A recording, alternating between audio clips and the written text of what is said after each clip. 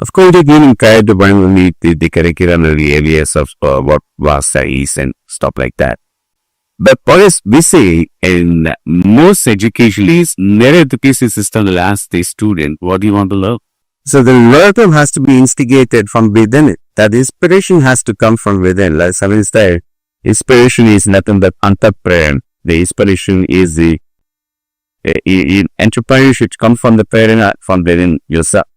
So not only ask the student what we want to really learn, what are you interested to learn, what are the tools that are made available to you. I think best way the AI as it stands today is for it to make a significant impact. And in the coming case, it remains a fundamental impact on that. The whole capabilization of the elements. Then it is even not only hyper personalization, the choice itself. Right, the choice that you want to make, the networks that you want to run, the way that you always share, the way not to really ask the AI to give you a part of the curriculum to learn Python. You can add the AI today, TP Python and Python like a curriculum when you start the curriculum. That the doses, that the exercises, if you don't understand anything, explain this to me. What is that part map and that data? So in a details maybe, but is in a totally the learner. Where the works out, Bhaktiyan, Atmanian trace in Mayan language. All of these things are the branches of the that's minus that. But so far they all talk about the students only are opponents and are one. Mostly the 20% or 30% of the total population of the students in the lab. They have been to say that whoever is involved, whoever's higher grades in the school, they stop they get and cleared out, they stop it. The great dual you can create, right? So where matters, we can spell them also they reteaching, they're not going to get an college. So how would they get to learn that kind of, and there is the aspects of vernacularity, the language boundaries. How many somebody learn their own Babeta and learn in their own vernacular language? Or there is a big book that I read to me understand. Can I ask AI to really read about that book? I can't talk to the conversations called model, the conversation I read that book. There are many different aspects and facets of it in the trends of education, in the method and mode of learning, and making us at the daddy. But got to pay right there in that case. So the bottom stories are a very big prospering situation is kids don't want learn and there is other courses sitting on their bench. Because the same list of learn is sitting by and about the law. This is more popular than the years. And there is another class sitting on a bench that they can't focus. They don't learn to what teacher is the cover law. But that was for the day. And the bazooka boss extremely down. So there are all of these personal individual ability choices and all these things, but mass authority or they said people learn. Neither one us. The games would be a escaper. And that's my take. Thank you, Ravi. We very passionate because that's how to build the differentiate the from the student and the long journey path. Okay, you're the youngest person on the panel. Yeah. So he built one startup, exited, and now we're building another one, right? So where do you see AI coming in, and particularly what you're now going to be launching soon, right? So how do you see AI playing a role? And AI as a force of good, and AI as a now proposed to do. Yeah, right. I think the business person in me has killed the techie in here also. So I really, I hadn't thought much about how AI can be everything else, but I just want to put forward what we are trying to build and what kind of technology that I am also looking forward for, and they are a lot of mentors here that I wanted to take this about us in this. So with my previous center, we had about 1.6 lakh students where they went through financial literacy, entrepreneurship products and all of that. And for us to scale to an extent of 1 million students, it became very tough for us. There we wanted to kind of see one of the questions that we used to get from the schools or their parents was how do we kind of link to the careers of the students. For example, a student who is doing really well with ideations or critical thinking or patient making, how do we connect to their careers? For that we have taken so many tools that were built as psychometric assessments and all of that, but did not meet the purpose yet.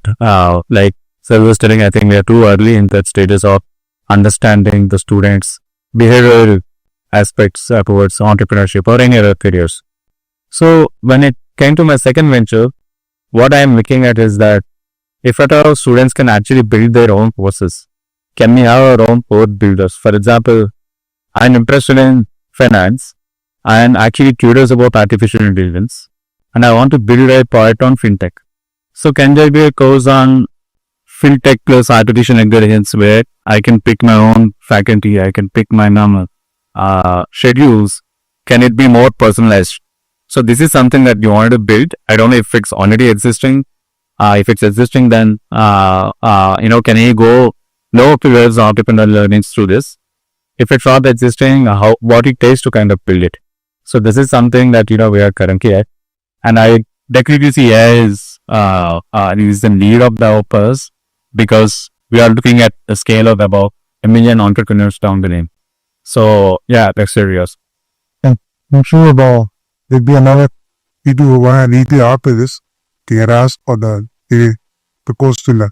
Okay, so I think Dr. Balabi and Ravi, to some extent you touched on digital inequity, on bias, and obviously data privacy would be an issue. So it's in Chango quickly jumped into two parts. One is we talked about personalizing the journey for the student. I'm going to ask start with Ramesh now. And I call Ramesh Junior, and I'll tell you reason why later. So what kind of are educational institutions today? They love to equip the teachers, professionally to be able to adopt AI from this. I don't think they're equipping teachers at all, right? AI aside, right? We just think that's one I understand. I hope we build a better job with school education, because there's a system there. But I'm not very familiar with the school that my kids went to, but little bit now because of the RTD center, little bit. But if you just take India, Yes, you got an utopian world, okay?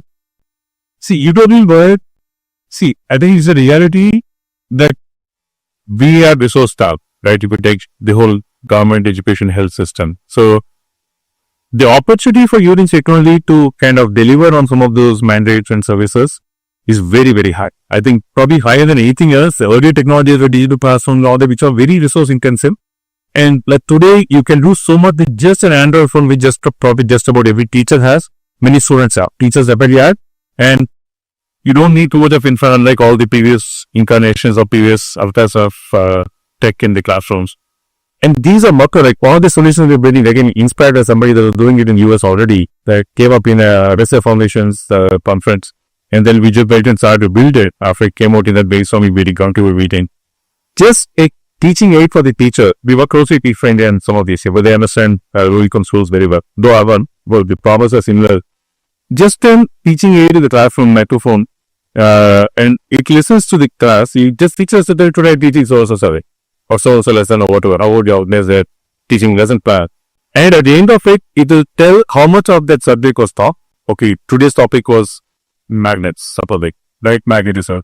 It will tell you like a word per what all was covered. So teacher will see like, God, hey, these are the ones I spent time as a big day. We're spending more time on these words. That's what magnetism is about. It will tell about what are basic things were taught in the class, tell how much interaction was in the class, in the 40-minute, 35-minute class, how much time students spoke, was there interaction, no interaction. And it's basically, of course, it can be used for police, unfortunately, but we are projecting it as a feedback to the teacher, saying that like, they get close to Peter at the end of the class saying, okay, have I, like, you can pick the dimensions. There are teachers, students ask the question, what kind of questions are they asking? When the teacher has how many of them answered. At the more class level, not individual. But I think things like this, there are many, many possibilities. I think equipping, motivating and inspiring them to use it, because they should still not see it as a threat, but they should see it as something that enables them to do their job without in any form diminishing their value. That is very important. What we have seen, that is in just come to this one cool complex, 70 school. We will make several times. I will make a couple of times. Others in TV have made multiple. They're going for EGOs. This is the biggest wrong. If it's something that comes in the way, either it seems like they're not being respected or they're being policed. They're going to discuss. It has to be not that any, you should be shown a look. It's making you do what you're doing, helping you. Right? In no way replacing what you're doing. That's a very important message. Anything that you've seen, if it comes across as a borderline threat or policing, they find every reason to kill it within the defeats the bias. But within that, it's too powerful. A lot of problems we're seeing, the technology can help amplify what's happening in modern e-commerce. So we'll spend a minute quickly on going over the ethical consideration. I know we kind of touched on it. So we'll start with you, Ram, and then Yeah, and between in terms of the blockchain, then for the under the issue. So from that perspective, we look at what extract the thing. The coming to the ethical part of it, yes, I just want to touch upon what Parish is about making teachers to understand these technologies and identify the usage of those technologies. He done simple example in ChatGPT came, and of course those who understand the international culture wherein the develops assessments, the writing assessments, they just copy from ChatGPT answer and drop it and teachers said a great answer. They teach the teachers saying that they were the AI is not just ChatGPT or and understand that you are evaluating the student, taking technology that it has the virtual thinking of the student who has done it. Otherwise, what would happen is it's pretty much based wherein other ethical side effect is going to happen. It's very so we have to use the technology at the same time we also need to train them in terms of what the technology is going to kind of impact the students around. So experience is that it was the kind of the biggest issue thing that we are working towards. How do we kind of go on educating the teachers in terms of the side effects of it. And then next we have about 7-8 minutes. So we'll do a rapid for 1 minute each. I saw we could quickly from this question which I think Ram talked about. How do you balance, how do you ensure a student doesn't lose sight its critical thinking, creativity? See, the first thing I want to say is that, there is no way you can stop the students from using AI. So how do you balance? Yeah, that's what I'm saying. To balance this, teachers need to understand rather than trying to stop them using AI. They need to be adaptive to see that, how they can help the students to use it in the right way. If the focus of the faculty is towards, helping the students using the AI in right way rather than not making them use the AI or threatening them, that would be the best opportunity. So very quickly, and just as a follow-up question, you need tips, tools, clicks to make sure that they can use AI beneficially at the same time not lose sight of. Not exactly. If you make, because I haven't done much of research on it. Okay, so guys, switch the bit on that question. Yes. So, what's the validity? Person is how many research we can use AI to do at the same time making sure the students don't lose sight of critical thinking, creative thinking, and Yeah, but I think one of the key things is not forgetting that education is actually defined from the point of view of learning.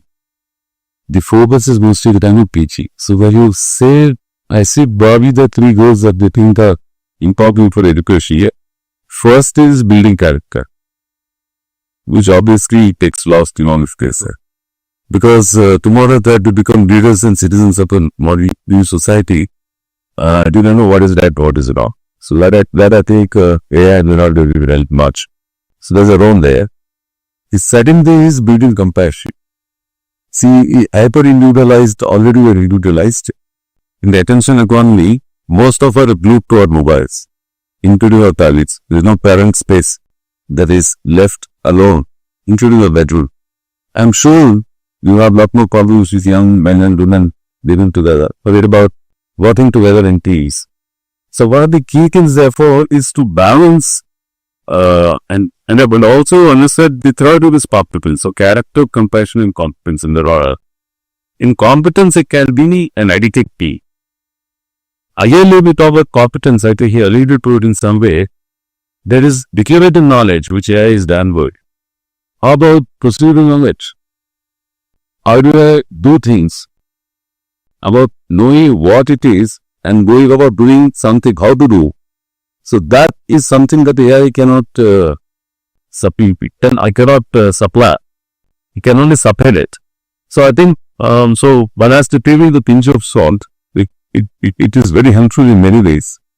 And the third question that I think in terms of, again, the challenge that we had is how do I needle this, each of the students to put their fingers on the mobile. They are told the faculty, give them 2 minutes to play with the mobile so that it is gone, then they give them back to focus on that one. So, this is the fighting enemy, sweet little enemy as they say.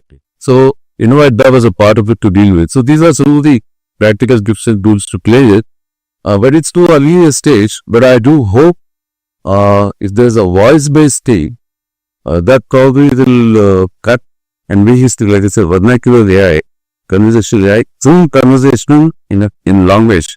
When that comes, probably this the disparity might come down. Otherwise, I do see the prompt you write is the answer you get. If you can write a very good prompt, you get a very good answer quickly. So if I am not good at the English, again, that means the language ability done right now. So these are a few things, but I guess one can figure out, Jugaad, one of the things that tools that we're building is something called sense-mating. Trying to get my students to tell their stories of learning and difficulties, which the AI can catch in terms of they're trying to build a video tool, pick up the person's iris and face and all that, and analyze that and bring a sentiment analysis to say where is the child finding difficulty, what we call cognitive speed bumps. So there we can kind of make it the so-called hyper personalization. If I don't understand the child's difficulty in learning, what am I going to do about? There actually I also do tremendous potential, I think. Thank you. Okay, Ravi. It just add on this thing now that we have thought about the comparative health notes, very alert children and that people that of the ages. But there's a big population who are categorically poor, who need special education, who need their special compassion. People with Barbizzo. And there are a lot of really have the subjects that we have not really seen. I think the AI takes with regard to the people pointing about Asianism and Greeks and Sabiism book, which is not their original country, these that back. Everything is not be limited and get stuck in that process with that stuff. It a lot booster from learning as a whole. Whatever it is, thanks mapping, STEM areas, or whether it is completely different area that the mapping talk about. Well, but rather something was rated one plastic and which about something awesome about the edit magnet. It's going to the sources of a way. And the one really learning about a particular way of the outbounding of, but only a paper about making categoricals. About like really shadow drawing. Oh, that's a way. When you don't have to be just a curriculum along, right? That's okay. So the students that we do have abilities, cognitive or social skills and other areas of the abilities also. Is a teacher, but in terms of SFP people and a lot good than all the other topics that we are going to. So, you see, this songs usually focus in what you're saying. If it on. I think ethical AI should be introduced in the curriculum of the schools so that a lot of literacy will be happening from the school level itself. I think already CDSE is trying to introduce that. But I think the bodies like CITPLIT and all should be giving their exposure to the teachers and the teachers and actually to students also. I think that is one model which is going to be really impactful. So, the last day does end this. Is also the best part of it. Wasn't the host here? Yeah, they're the host. Yeah. So, we don't believe in programming schools as an institute. We believe it's not a primary skill. Language is primary skill, math is primary skill, computational thinking is primary skill, problem solving is primary skill. So we have a very aggressive AI and computational thinking course for school kids, which you pipe in over their school, we're ready to launch, and then pandemic happens. So it's kind of there now, government has picked up the thread. We're hoping it will get launched in all government schools in the state. The whole thing, we teach algorithms like sorting and such without them doing program. They do sorting to set to music. You're asked to present a binary sort on stage, set to music as a small play. But you understand sorting, how binary sort works. There are some patterns in music. Mere missionary, you understand, we don't have a programming. And we strongly believe programming is not a permission skill. confused to think he is, found all the years. So that's our approach. I do up to high school is not there. And that side, I think teaching teachers how to use technologies is definitely something. Enabling technology is building code tools and also educating them on how they could use the likes of ChatGPT and such kind of to help them about they're doing better.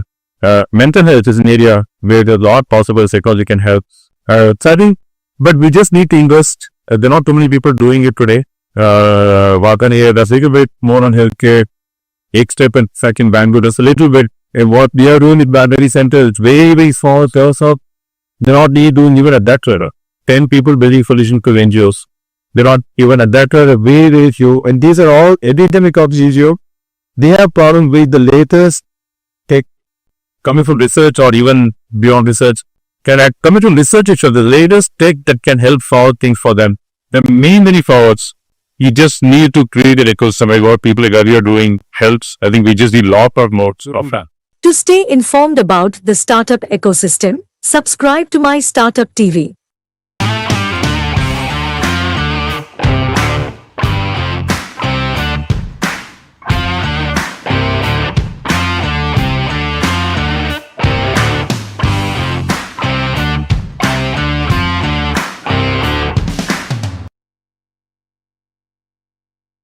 And I must tell you all of you that Mr. J. Chaudhary is somebody whom I deeply admire.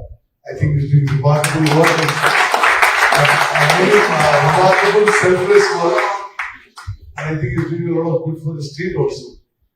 So anyway, I'm very happy to be here and in this AI Summit Curtain Riser being organized by the Indian Startup Foundation. A few words from my side. Advent of artificial intelligence is transforming the world at an unprecedented pace. Rate of transformation is phenomenally more rapid than what the human race has seen in the past with steam engine, oil, personal computing, internet, social media, etc. While there is euphoria on one hand about the exponential possibilities and revenue multiplier, there is also the downside of job losses as we understand today and potential misuse and social disruption. Yet technology and economics will move forward and change the world as we know today. Industries across the canvas will benefit immensely. Smart mobility, healthcare, drug discovery, compute, cloud storage, retail, agriculture, manufacturing, defense and aerospace, mining, exploration and drilling and so on. Hence, it is imperative that societies and government across the world have to, on one hand, enable the economic momentum and on the other hand, work to build robust frameworks to harness the power of AI for the development of humanity while limiting the challenges of deepfake, fraud, hallucinations, bias, and so on. Government of Telangana is ahead of the curve initiating the AICT, Skills University, and such initiatives. Compute power and AI ethics will be the major challenges going forward and need to be addressed collaboratively by the government, industry, academia, and think tanks. At the end, I can only say that we in the government of Telangana are very, very keen to promote AI startups in Hyderabad, and we're doing whatever we can to give you the right infrastructure, the right atmosphere, to ensure that the right manpower is there, and in every other way, the government of Telangana will be totally support anybody who is wanting to set up any AI units here. And I'm also available personally. Mr. Chaudhary knows me for many decades. And just a matter of human interest, I should just tell you a little of my background. I was certified in the Air Force. I flew MiG-21 and MiG-23s on the Indo-Pakistan, Indo-China borders for many years. And I was involved in quite serious missions in the line of control. And in a particular incident, my aircraft exploded in the air and MiG-23, and I had to eject from a fighter aircraft. I survived with a number of serious injuries, and then for many reasons, I was posted to, as an Air Force pilot, posted to in the office of the President of India. I served with two presidents of India, with President R. Venkatraman and President Shekhar Sharma in Rashtrapati Bhavan, Delhi. And I was in quite a key position there. In a stroke of madness, I resigned from government service and came into politics. So since then, I've been in politics. I've been elected 7 times. 6 times to the local assembly and once to the parliament. I've been a minister in combined Andhra Pradesh. I was there looking after housing and urban development. I was also president of the Congress Party of the state for the longest time, almost 7 years. And now I'm the minister for irrigation, all forms of irrigation, food and civil supplies. And both personally and on behalf of the government, I wish extend a hearty welcome to all of you, and I wish you all success in your endeavors. Thank you very much. Good luck. God bless. To stay informed about the startup ecosystem, subscribe to My Startup TV. Hi everyone, my name is Vinay Agastya. I'm the founder and CEO of See-Through. See-Through is the world's first no-code, low-code 3D engine on the web. What we intend to do is democratize 3D content creation on the browser. Brands and users typically use traditional game engines to be able to build virtual reality, augmented reality, and extended reality experiences. Now, the traditional way of building takes a lot of time, effort, and money to craft these experiences and deploy it. The traditional way is to consume these experiences using heavy hardware and obviously an app-driven approach. That doesn't let brands scale their brand marketing campaigns or sales campaigns per se, not showing them the ROI defined for the cost invested. At See-Through, we have built an entirely no-code, low-code 3D engine on the web, which enables brands now to craft 3D experiences or XR experiences on the web without writing a single line of code. Now, we cater to multiple industries, but the top 3 industries where we have seen crazy ROI in terms of investment for these brands are retail, e-commerce, FMCG, real estate, and automotive. While we cater to different clients in healthcare, retail, and aviation and defense, but then these are the top 5 industries where XR content creation has been kind of going viral, and a lot of people are adapting to this tech. See-Through's intention is to democratize 3D content creation for everyone, making it that simple to craft XR experiences across the globe.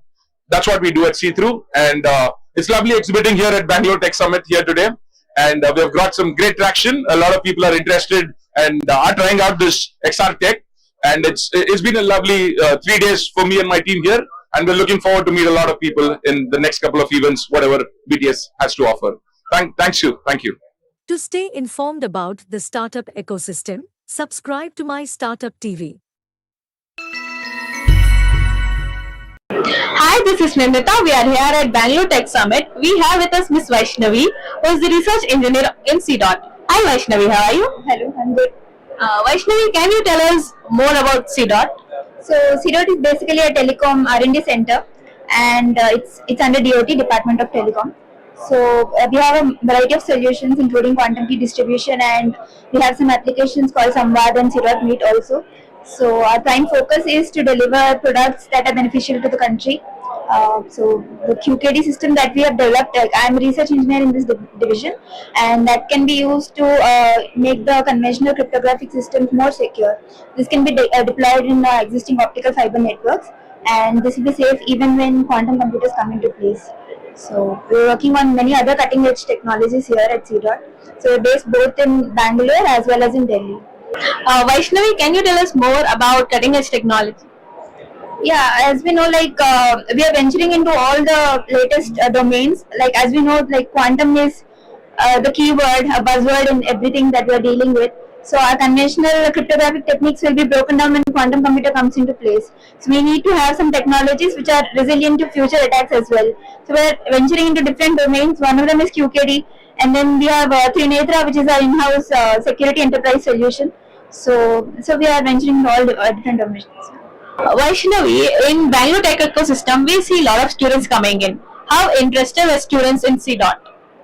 I'm really surprised that they're aware of the current technologies and are really curious about all the solutions because and most of them have a future plan as to what they want to venture into. Like some of us were inquiring about AI and they have a basic fundamental knowledge about the things also. So we'll be really interested in collaborating with them as well in future.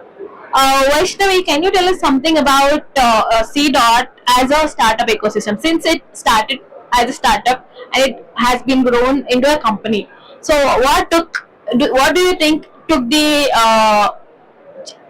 way from startup to company? No, actually, CDOT has always been under like DOT. It has been there, but we are encouraging startups in the sense. In our Delhi office, there is a entrepreneurship cell where we can pitch in our ideas and that can be taken up as a project in CDOT. Vaishnavi, what do you think? What are the sources to do basic research about technology and quantum computers? I think I personally feel this NPTEL has really good courses. If you want to start with recent technologies, I think there's so many courses on Swayam NPTEL, and then you can always go for Coursera and other websites. Thank you so much, Vaishnavi, for your valuable insights. To stay informed about the startup ecosystem, subscribe to My Startup TV.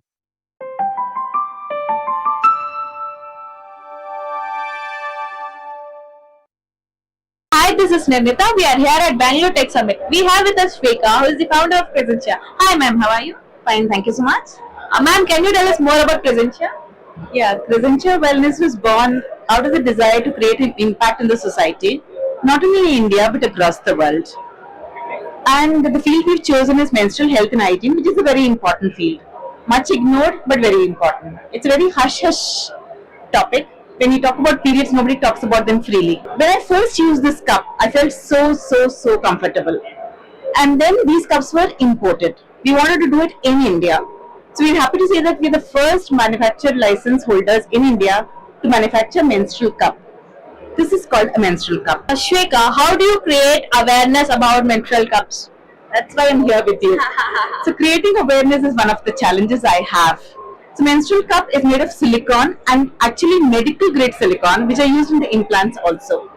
Now medical grade silicone is super safe. It's an inert material and it does not interact with the vagina. And people are very afraid to put it inside. I was the same. I was very afraid to put it inside. This cup lay in my house for 6 months probably. And then I started using it and it was super comfortable, super economical, and so much waste is avoided. People still use pads. Even I myself use pads. How do you break this notion? Yeah, it's very difficult to break this notion, but once you start using the cup, you are super comfortable, super free. I remember a time when I wore the cup and went into a puja room, and it's not allowed at all.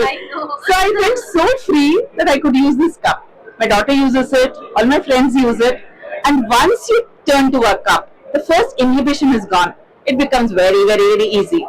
You ask any cup user, they'll say they never turn back to pads at all. Shweka, still men feel very uncomfortable, talking. I mean, not talking, even touching women who's in periods. How do you break this thing? I think it's difficult to break this thing also, but now India is changing. Yeah. Now when I speak to girls, young girls, they have an inhibition of using the cup, but touching and all is not an inhibition at all. It is actually. We see still few guys they stay away.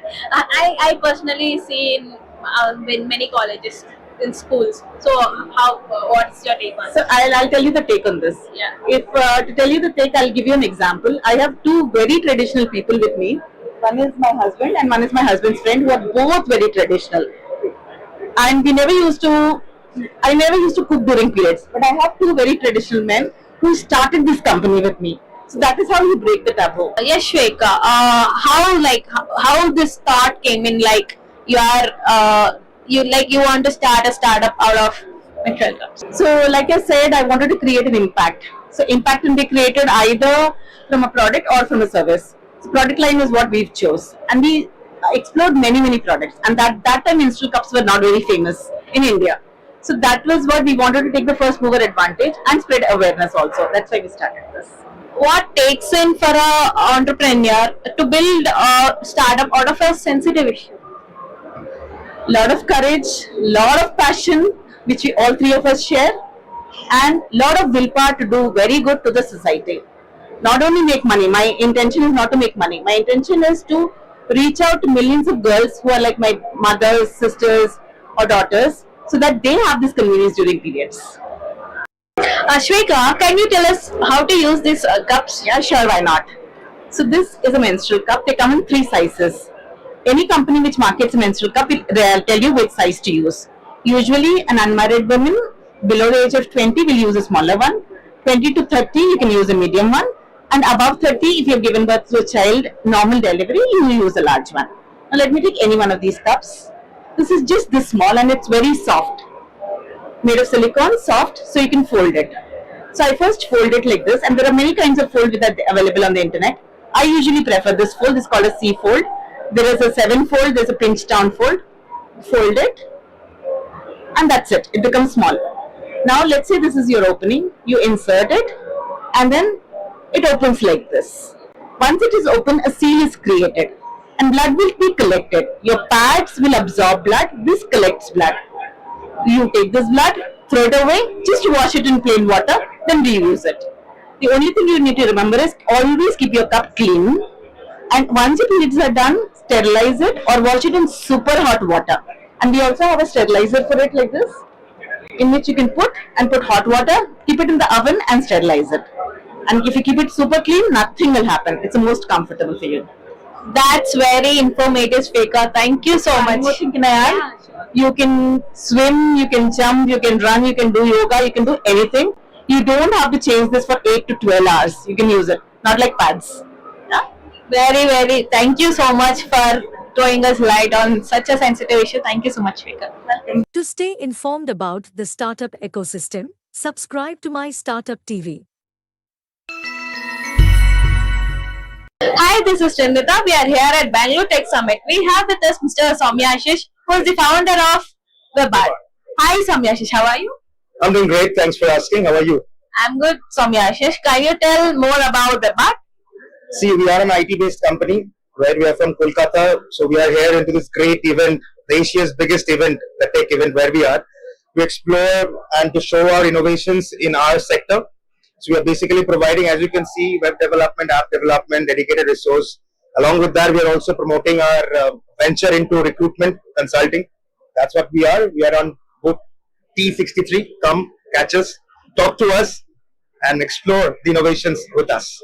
I find this thing like very interesting. Can you tell more about it? This one? Yeah. Okay, see, as you know, there are so many stalls and so many booths here, and since the word is tech, so you have to do something different or have to be apart from the crowd. So this is just an advertisement what we have did for our own, just to be apart from the crowd, and I think that's the reason so much crowd is here. Right? Yeah. We find like many students getting in and learning more about technology. So how interested were they to learn about web technology, app developments, as development? See, now the world is hooked on internet, right? And especially if you see into this summit, if you go every single store, it's all about AI. So the student we met, people who have a lot of students visited us, they applied job with us, they're more interested to know about AI, web development, recruitment, and I think it's a great event, especially for students. That's an eye-opener even for them. So yes, it's great, communicating with a lot of youngsters out here, contributing our ideas towards them into their success, and I think it's a great. And I think we have combined with a lot of newcomers, so maybe there would be a great collaboration once we go to our office. AI is definitely helping, but on contrast, people are saying like AI gonna take over human minds. What's your take on this? No, I don't think AI gonna take over human, because at the end of the day, if humans would be controlling AI, right? So if you are able to control AI, why would they replace? Rather, that would make human more productive. That is my perspective of thinking. And I think, like me, there are many more companies also do think like that. So I think AI is something which would be changing lives, which would be changing the entire industry. As I met a lot of AI small, companies coming up, startups, they are creating innovations in lifestyles, in healthcare, in IT.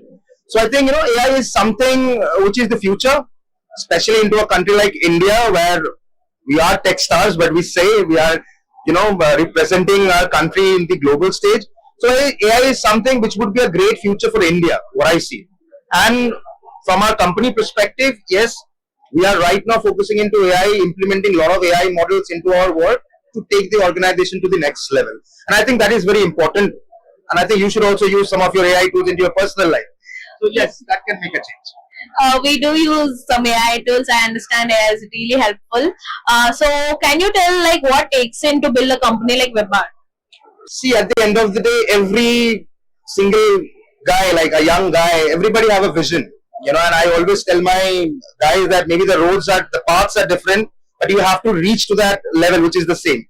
So I always wanted to be into the business from my younger age. I started this organization when I was 21. Right now, the organization is nearby 10 years old. So it's a journey of learnings. It's a journey of life changing. Meeting a lot of new people, clients, ups and downs are there. But again, yes, we are learning every day. So building this organization means building life. Now it's not only me or my organization. There are more than 100 people who are connected with us as a part of our family. So we are representing here. The organization is for them. So it's a company where we focus on innovations, we focus on new ideas and how we can help the entrepreneurs and startups to grow their business.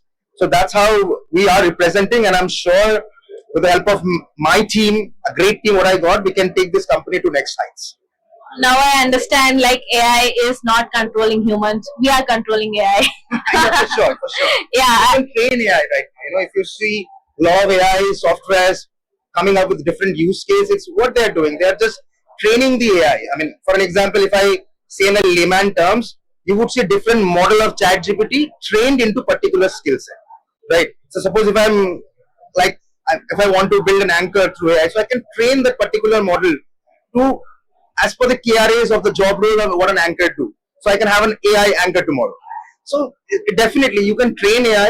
It is a model, and I think this is something on the next level. People who understand it and they understand the use case of AI, how it can be used into their regular life, it can change the entire world.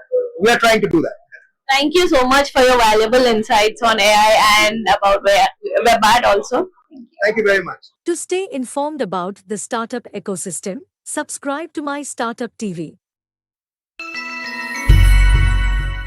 Hi everyone, I am Sharon. I am from the founder's office at C2 Technologies Private Limited. We are currently presented here at the Bangalore Tech Summit at booth number S143. What we're all about, we are simplifying the way immersive content is created on the web. We've created a series of applications that anyone with any background can go ahead and create an immersive experience in a matter of 30 minutes and 5 simple steps. We've just recently launched our virtual storefront application for exactly doing that. What it takes to be in a startup, it's obviously going ahead, going into a hustle culture, making sure you're validated in the society, in the business world as well, and people know about you. It's a new product, it's a new industry, and you go ahead and burn the midnight oil to make sure people know about it, and your product as such adapts to the industry as well. To stay informed about the startup ecosystem, subscribe to MyStartupTV. Hi, I'm Sharanya Ishwaran. I'm the founder of Pentad Education Private Limited Company. We build curriculum based on multiple intelligence theory. Multiple intelligence talks about different type of ways you can learn. So you could be a visual learner or a kinesthetic learner or a logical learner who would like to learn through that particular type. So what we do is we identify a child's intelligence and we build curriculum or activities for children to learn through that particular intelligence. So we have started off with our first product, which is the Sukruti Sarani, which is to learn Kannada through multiple intelligence theory. So this comes as two different products. As one is B2C, where an individual parent can buy the kit and use it at their house. The second one is a lab, which we set it up for a school. We provide the world's first Kannada lab. So we have already included, many schools have approached us and they are already buying these products. So If you are interested in our product, you can visit our website www.pentadacademy.com, where you can buy the individual kits, our Sukruti Sarani kits, and try it out in your house. We are also including an app into this, which will allow you to learn more about these activities and learn better, learn the products, learn the concepts in a better way. To stay informed about the startup ecosystem, subscribe to My Startup TV. Hi, this is Nirnita. We are here at Bangalore Tech Summit. We have with us Mr. Satya Dash, who's going to tell us a lot about Indian startup ecosystem and Indian business. Hi, sir. How are you? Hello, thank you. It's really a pleasure to be in BTS. I've been coming here for the last 15 years and really have seen the changes that is happening in the biotech ecosystem in India. As you mentioned, my name is Dr. Satya Dash. I was the former and founding head of strategy at BIDAC, and currently I work with a couple of organizations including Big Tech, Blockchain for Impact, and Venture Center, as well as Doto Health. What I've seen in the last 15 years is the complete transformation of Indian biotech ecosystem. We now have many startups, at least more than 10,000 startups, building products for different needs, whether it's healthcare, agriculture, as well as industrial biotechnology. I see a lot of AI-based startups as well. Many of them have started getting early stage funding.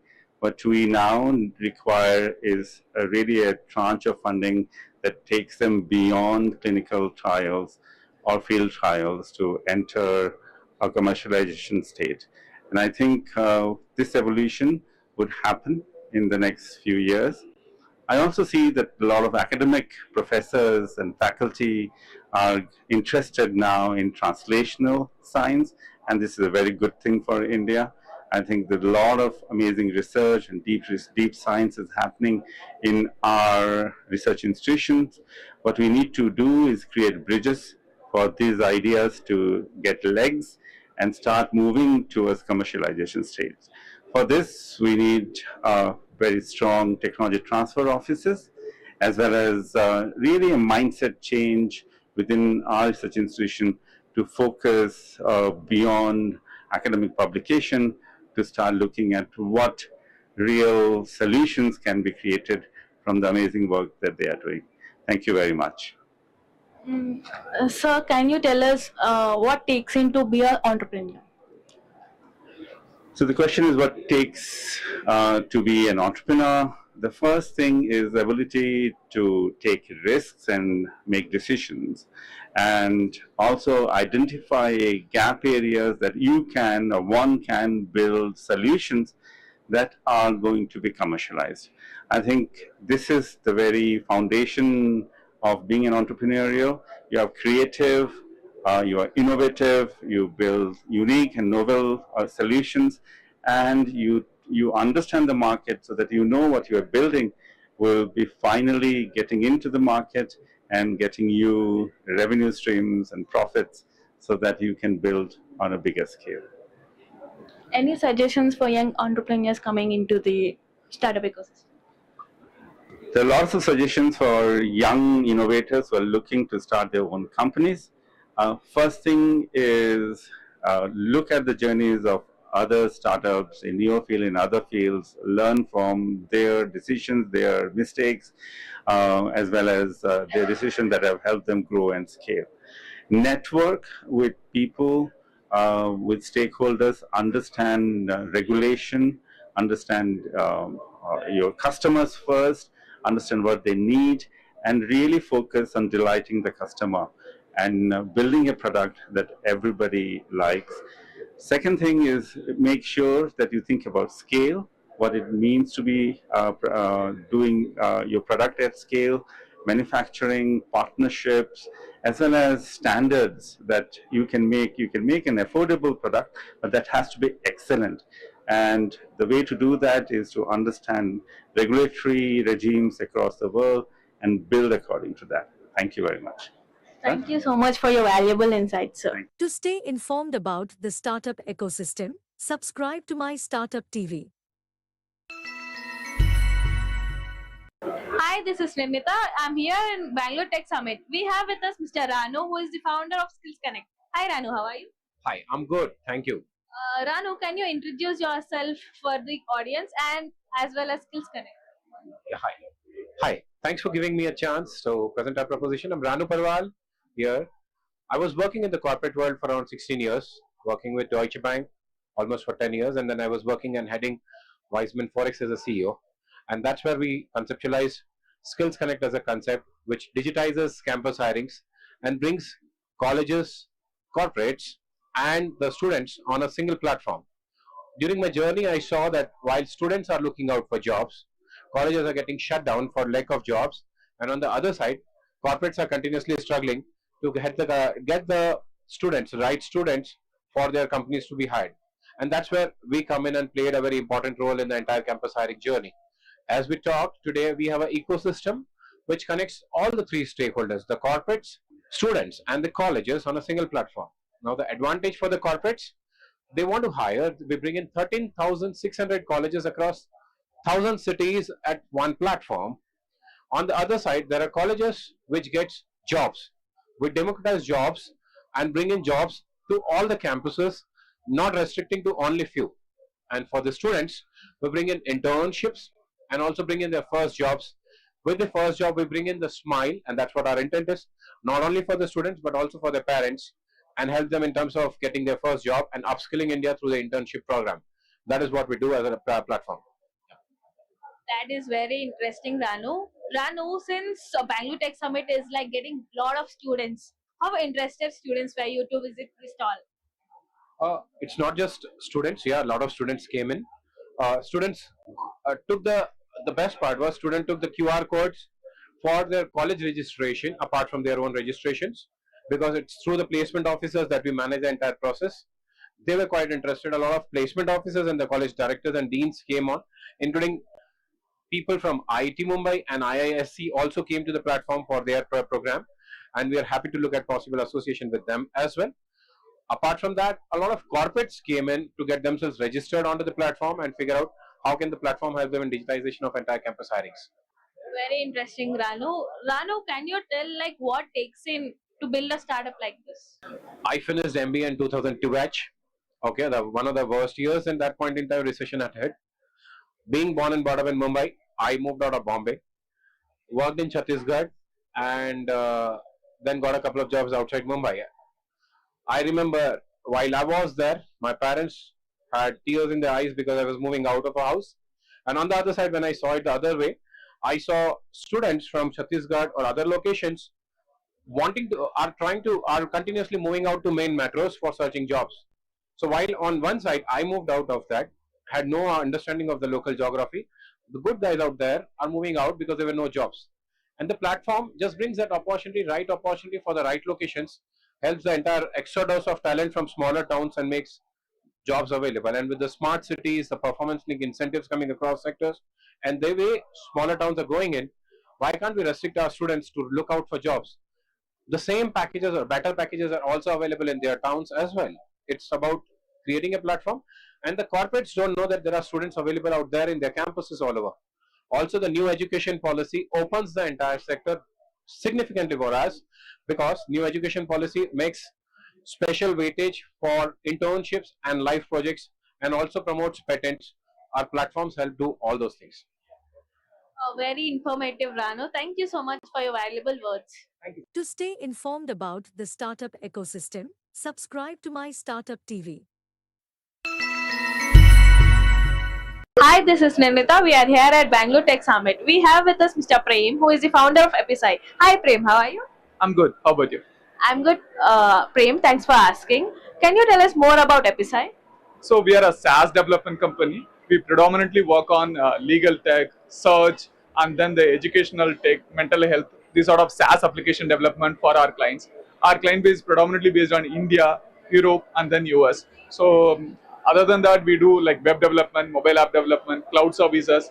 Especially on the AI side of it, we do like a lot of LLM integration with respect to OpenAI, Mistral, Meta, all those sort of open source models. Other than that, we do have a product called webob.ai.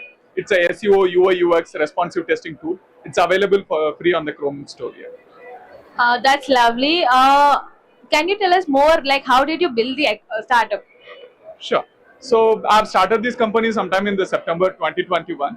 Initially, I started with a single employee. As being a sole founder, and I have just started with one employee. My team, we recruited people directly from the college. We didn't have any senior candidates in our company. Since ours is a bootstrapped company, we have to go hire people and then do a lot of training. So I enjoy the process of training the people. Like we typically do a batch recruitment of 5 to 10 people, and then I train them, like teach everything with respect to HTML, JavaScript, all everything with respect to front and back and all the developments. And then the only challenges we have faced is retaining the candidates for initial 1 or 2 years. But as soon as the team started growing, people are loving to work with us. So I've been doing good on that line. Now we are slowly getting up to on the market lines. Now our team base have been grown from 1 member to now we have like a 12-member team. So now we are trying to reach out to different clients. That's why we came here for the Bangalore Tech Summit. Yeah. Good to know, Prem. Prem, there's a notion where people say startup doesn't like sustain more than 5 years. So, what's your take on it? So it's not the case, but like there are people who easily give up. See, I'm not one of them. So people like, for example, they'll start something and then they wait that like my company is supposed to make 1 crore in a year. That's not the reality. So the reality is the curve is not smooth. It'll always like you have a high time for like, for example, when we started our company, we have like 4 months of good projects. We are piled up all 11 members. We work morning 9 to 7, 8, and then we try to finish our projects. Things were really smooth. But and then another 6 months, we literally have no projects, but we don't bother about that. Whatever the money we have saved over the when we have more projects, right? We utilize during when we don't have a projects, and then we start building our own frameworks. Like what happens is during our free time, we'll start building a reusable codes for various use cases like payment, login, and other stuff. Through this way, we are not wasting our team's effort and talent. At the same time, we are building a reusable code that can be utilized in a later given point in time when the client comes onboarded us and then they want something really quick. Since we have a reusable code, we don't have to build something from the scratch. So we utilize the reusable code and then give it to them in a span of 1 or 2 months time. Yeah. Do you think there's this notion still exists? Like a kid has to be either doctor or engineer, not an entrepreneur, because entrepreneur like it takes a lot of time. You have to take a lot of stress. Like people are really talking about mental health these days. So what's your take on it? See, it's up to the people. So like entrepreneurs are they are the one who decides whether I want to be an entrepreneur or not. See, most of the people what they think is like if you wanted to be a doctor or engineer, it's your parent choice. No parent is going to say that until you are from a well-rich business background. No parent is going to say that you are an entrepreneur. You want to be an entrepreneur. Nobody is going to put. It's always your choice. You go against your parents. Most of your parents want to say